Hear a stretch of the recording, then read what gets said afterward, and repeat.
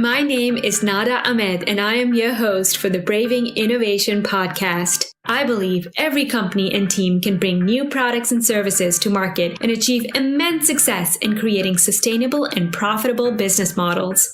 Through this podcast, I bring to you inspiring stories, tips, and strategies from leaders all around the world so that you can excel on your journey as an entrepreneur, innovation leader, and investor. Welcome to Braving Innovation.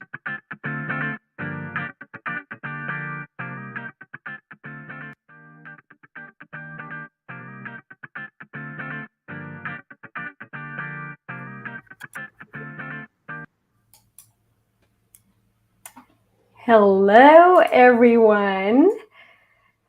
My name is Nada Ahmed, and I'm your host for the Braving Innovation podcast. Today, I have the pleasure of hosting a conversation with a truly inspiring leader within the innovation space, Val Yonchev. He is the head of Red Hat Open Innovation Labs and Transformation Practice. I actually got to know Val a few months ago in a program that we did together, and was fortunate enough to work closely with him in a working group. And I really got to experience his leadership firsthand, his sense of purpose, his clarity and passion. He is really a thought leader in the innovation space and a master at orchestrating teams to collaborate and really perform at their highest level. I think the thing I liked about him most was that he was just very generous and giving in terms of his feedback. It was always very thoughtful and enriching, not only to me, but to the entire team.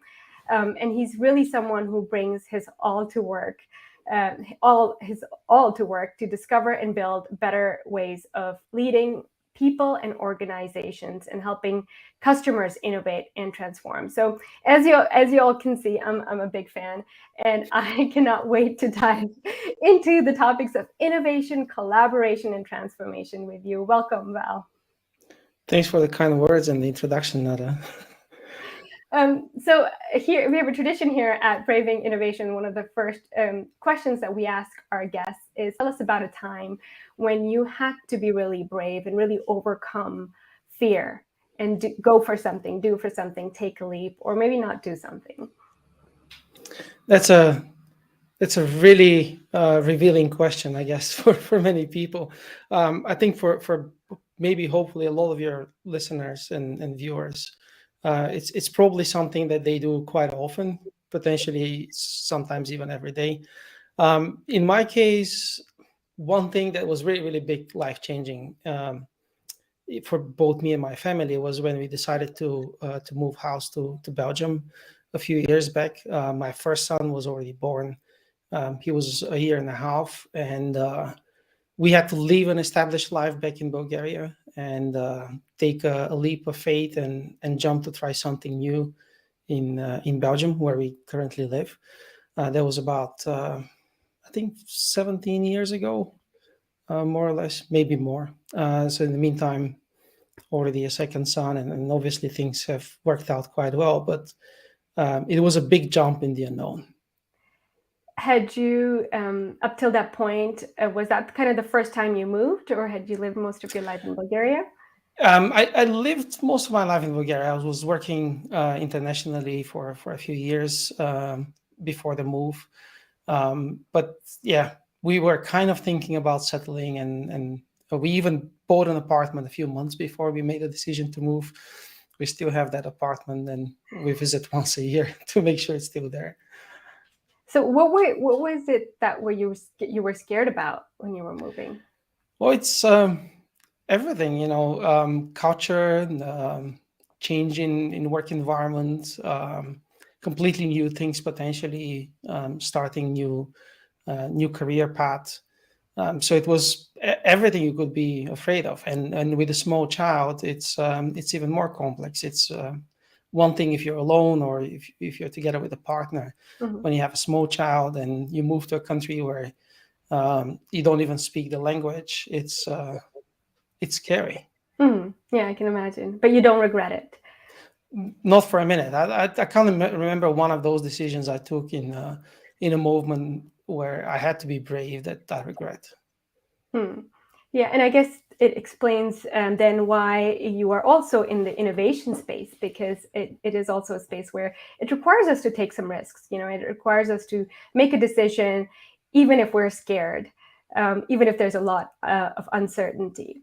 So you work at Red Hat, which is really a company that's taken open source and made it into a global phenomenon. It's really been a pioneer in this space, and I think really a pioneer in terms of innovation, in terms of making open source into a product from just being a project, and then a sustainable business where you have been quite profitable over the past couple of years.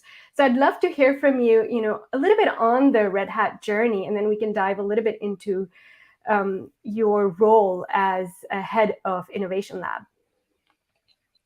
Yeah, sure.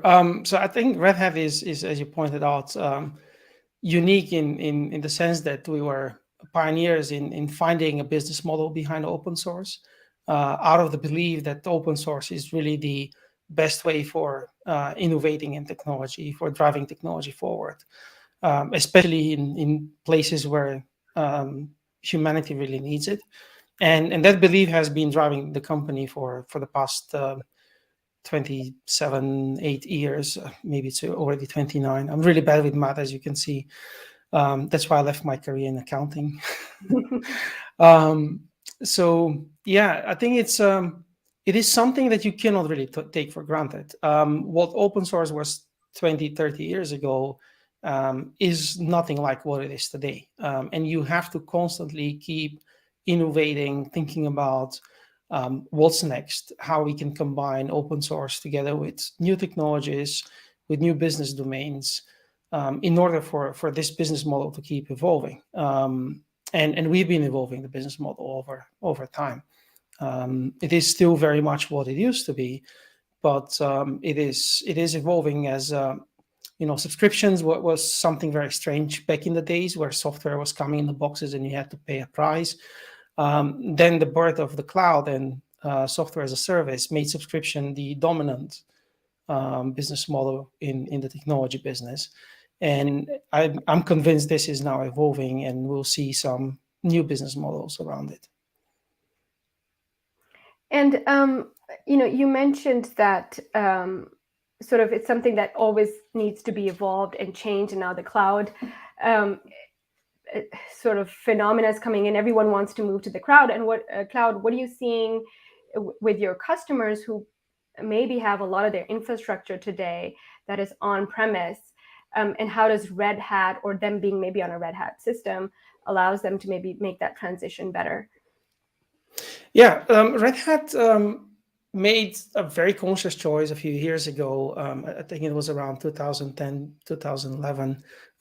Again, I might be mixing up the dates, but we took a decision to expand our portfolio, to move outside of the operating systems. A lot of people would know Red Hat as the Linux company, if they have not been following the development of the company. Today, we're very much looking to power the modern cloud. And what Red Hat technology allows you to do is have cloud native development, even if you're developing first into your own data center or on servers that you have hosted somewhere. And it allows you to seamlessly migrate between the cloud and on-premise. So maybe getting into a bit of a technical talk, but it essentially allows you to have what we call hybrid cloud. So you could choose when it makes sense to run some of your applications in the cloud, when it makes sense to keep it in-house somewhere. So Red Hat has its own cloud services, kind of in competition with Microsoft and AWS? Not in competition with. So Okay. what we do is we provide the foundation technology on top of which developers can build really scalable applications. And they're available as a service in all of the big clouds. So you would find them in you could run OpenShift, which is one of the key cloud technologies of Red Hat. You could run it in Google Cloud. You can run it in Amazon. You could run it in Microsoft. There are dedicated managed cloud services around it. So you don't have to run it yourself. You can just consume it as a service in all of the big clouds. Yeah. So it's a service that you can run on any cloud. Yeah. and you wouldn't have kind of just Red Hat just for the cloud services itself, but it would be in collaboration with another cloud platform.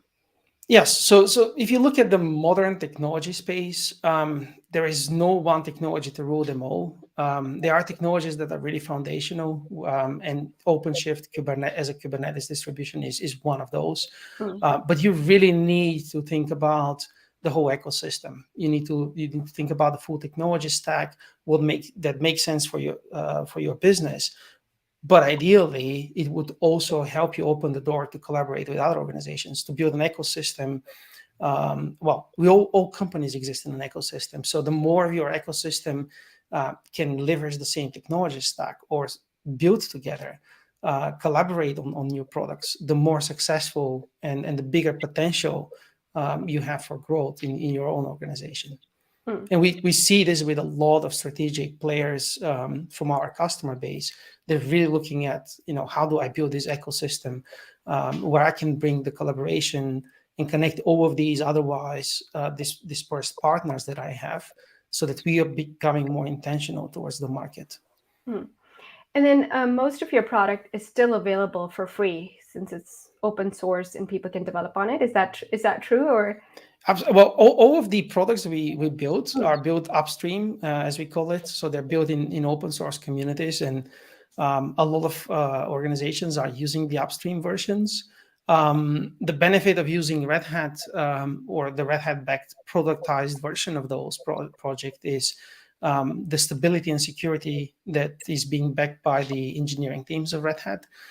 So we make sure that whatever you use in terms of open source is tested, verified, and stable. And if some vulnerability becomes a thing or is discovered, we always make sure that we patch it as soon as possible.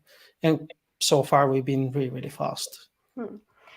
And I'm assuming that's then how you've managed to build a sustainable business. That's the business model, is that you get the whole support system, not just developing an open source platform that are sort of unregulated. Yeah, the business model essentially is not selling the software. The software is free. What customers pay is the knowledge and the services that Red Hat has to offer, the support should something go wrong. And that's quite different from most other players within the tech industry. So how do you think Red Hat has managed to succeed in this space? It was quite different. I think a lot of players are now moving in this domain, and you would find similar subscription business models in all of the big tech companies. I think it was simply because we were the only company that was really betting bigger than anyone on open source, and we had to find a way where we protect the open source principles, what we truly believed open source is about, without allowing business interests to impact the communities, to impact the technology. I think that was really the thing that allowed us to find a business model that made us successful, and not to neglect the fact that we have brilliant engineers, we have brilliant teams that make these technologies more reliable, more stable, at a fraction of the cost of back then what was enterprise technology. I have a big siren behind me. I live by the hospital, so you hear that in the background. No, I think that's super fascinating to see the journey of Red Hat. And you mentioned, like, I mean, maybe it's worth actually asking you, what is open source supposed to be, and why is it so important? Wow, that's a question worth another full episode of your podcast, probably. But I think open source comes with a number of characteristics. I'm not going to dive into the details of all of them, but the transparency and inclusivity are really important things for us, for people who really believe and live open source. It allows everyone to contribute. Even if you're not a developer, you can contribute with providing feedback. And that is probably one of the few places, I would say even politics is not as democratic as open source is nowadays. Even in politics, you cannot do everything you're allowed to do in open source communities. That kind of self-regulating environment where everybody has a voice, everybody can be heard, is something I think a lot of our organizations and society in general can benefit from if we have more of it. Unfortunately, lately we see a lot more of the opposite surrounding us. Mm. Exactly. And I think what you speak to is really in the spirit of Red Hat in terms of collaboration.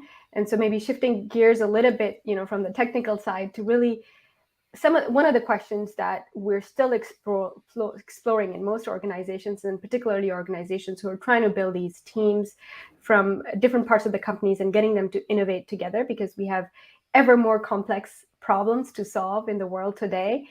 But we still haven't been able to crack the code for collaboration. So I thought maybe there's something we can learn from Red Hat on how do you actually get teams to collaborate? So that is a secret we keep in a safe, similar to other organizations. No, actually, there are books written about it. The Open Organization by our former CEO, Jim Whitehurst, is a really good start. I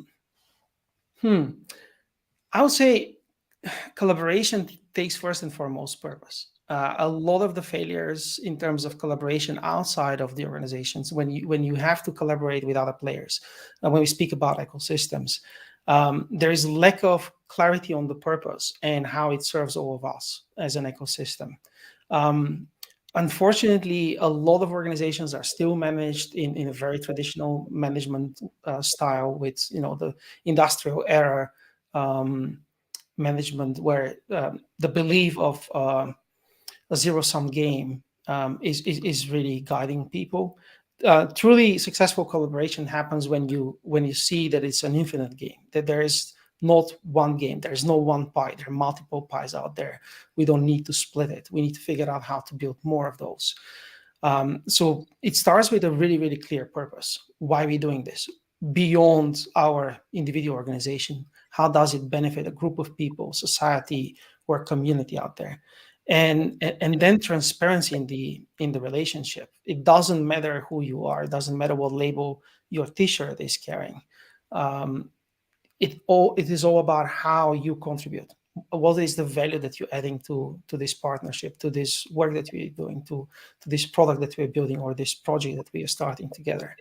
And there's a reason why we articulated those 5 characteristics of open organizations. So Jim Whitehurst wrote about them in the Open Organization book: transparency, inclusivity, collaboration, adaptability, and community. So whenever you see successful collaboration in modern organizations, it is because of all of these happening in a very intentional way. And transparency for me is really foundational. If we're transparent, if you understand what motivates me, why I'm doing certain things, if we have this common agreement on how we're going to collaborate in order to adapt towards the surrounding environment that keeps changing, and the world keeps throwing all kind of curveballs at us. When we have that, it is a lot easier. So what we do quite often in our engagements is we ask people for a specific dress code. It starts with a specific dress code, and it's T-shirts. And if you don't have a T-shirt, we'll give you one. But we don't want in any way anyone to stand out of the group. Because everybody is as good as his or her contributions and the value they're adding to the team. Yeah, that's super powerful. And actually, I was at a conference last week where it was a startup conference called the Startup Extreme here in Norway. And there we didn't have sort of the traditional badges you get at conferences where you're like, I'm the speaker, I'm the investor, I'm the startup. It was like we were all told to dress in T-shirts, and we just kind of got like a little hand bracelet that we're attendees. So no one kind of knew who was the investor, who was the startup, who was the entrepreneur. And that just created an environment where you're a lot more open to just kind of reaching out, talking to people, and really connecting. at the human to human level. So what you're saying, in just kind of that gesture of telling everyone, let's just wear t-shirts, it reduces those hierarchies and those kind of mindsets that we create around power, The right? bias. And the bias, absolutely, the bias. And really what stood out to me from what you're saying is, one, of course, you said the purpose is super important, that you get the team together around the purpose. And then secondly, around this infinite game. And I think that's really a big mind shift for most companies and more teams, because in the industrial era, we've been driven by competition and one-upping each other. And that's how our metric systems are based. That's how we're rewarded. So how do we actually create that shift in the companies? I know you've managed to do it in Red Hat, because it's really been with you from the beginning. But for established enterprises today who don't have that mindset and who have perhaps come from a very industrial background, how do you get them to adopt this mindset? I wish I had a formula, because I'm pretty sure the world needs it. We really don't. We really don't have a formula about it. It's all about adopting a servant leader approach at an organizational level. So in the Agile community, servant leadership is a thing. I think it's about, we elevate it at the organizational level. How does your organization serve the society, the ecosystem in which you are? How do you help everybody get better? All of those organizations that depend on you, or organizations you work with, your partners, your suppliers, and your customers, how do you help them make progress? Become a better version of themselves, as people in the UX community would say, or in the jobs to be done. Only then we would actually find this win-win environment that is the infinite game. And we're creating new markets, we're creating new ideas that are opening a completely different future for all of us. Yeah, no, that's exactly what we need in the world today. I see there's someone who's put a link to the book that you suggested on open organization. If anyone has any more questions, please feel free to ask on the chat. So my next question was around, you said serving the ecosystems, and creating this mindset of, we're not doing something just so that one of us could benefit, but the whole ecosystem could benefit, and that there'll be bigger gains for us as a whole.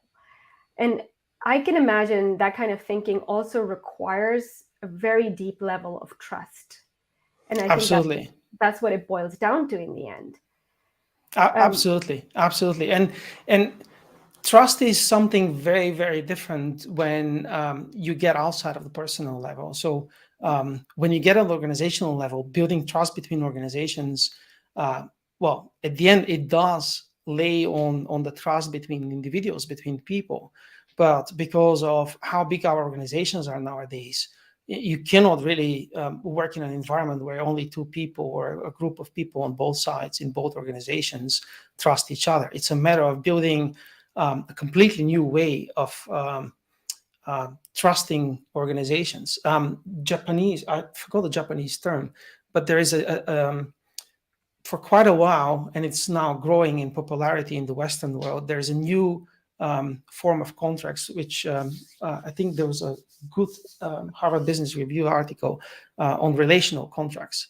And they're not written in legal language. They're not written on sheets of paper. You start with Post-its and on the whiteboard, simply looking for, how are we going to get better, all of us included here, what kind of progress we're looking to make and how we're going to get there. And then establishing all of the principles that will help you make decisions. And when you have that clarity on what is in it for us, what's the common purpose, what are the principles that will guide us in decisions that we cannot envision we may need to make. But as long as we respect those principles, we continue to move ahead aligned. That creates this organizational trust. And unfortunately, still not very popular. It's gaining popularity, but a lot of organizations, when we work together, they look at it a bit strange. And when we start formulating contracts in terms of outcomes, it's also very sensitive and very strange for people at first, because they cannot accept that you can commit on helping them make progress, build a new capability, or achieve a particular outcome without specifying, oh, it's going to be 15 screens and 3 green buttons and all of these other specs, which naturally we don't know what it would be. So it's doing kind of this in-person post-it exercise with them. And what kind of questions are you asking them? So there are several fixed questions. As I said, probably on top of my mind, I'll forget it, but we can link in the descriptions and in the comments to those. As I said, it's about the common purpose, what we're trying to achieve, what is the win-win, then what are the different benefits for each of the players, for each of the parties in the contract. The principles is a really, really important one.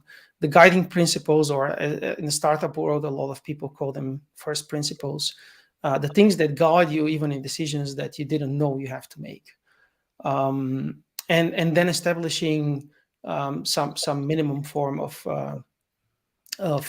communication and collaboration. So who is going to be active on all sides, and putting all of this in some form. It can be virtual whiteboard, it can be a real whiteboard. That's what it matters, because it's not hiding all kind of tricky sentences on thousands and thousands of pages. We can always easily go back and refer to it and establish if we have drifted away. So that is something I can definitely recommend to people to look into. That sounds very powerful, because what we usually traditionally end up doing in corporates is that we just take out our PowerPoints, our computers, and then we start talking around something that we've already sort of thought about, and not really creating that room to build not only trust, but also collaboration, because we come with this assumption that trust is built over time and we can't build it in one day. But I can imagine by just doing this workshop the first day, and you're really talking from your heart about what's important to you, what kind of values do you care about, what is your goal here, and creating that arena where we can all talk openly and actually create trust. So I really like that, and I'd love to get the link for that, so that we could post it for our community. Sure thing. Yeah, and so I thought maybe we could, we are coming a little bit towards the end of our time here, but one more thing I wanted to touch on is something that I've seen you also talk about is team topologies, and I know that's also based on a book. And I thought maybe if you could give us like a brief 1-minute version of what does it actually mean, and why has it become so important, in particular for you in the work that you do? So I have to give recognition to the authors of team topologies with whom we're really, really close, Matthew Skeleton and Manuel Pais.